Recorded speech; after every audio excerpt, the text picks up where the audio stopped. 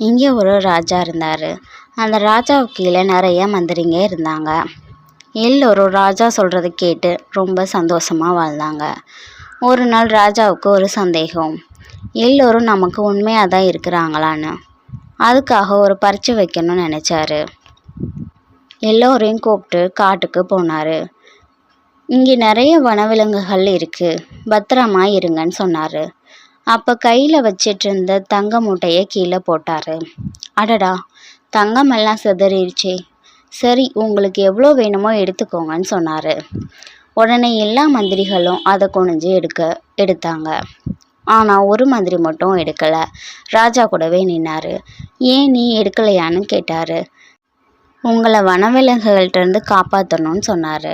அப்போ தான் புரிஞ்சது யார் உண்மையாக இருக்காங்கன்னு. உடனே முதல் மந்திரியாக அந்த மந்திரியை அறிவித்தார்.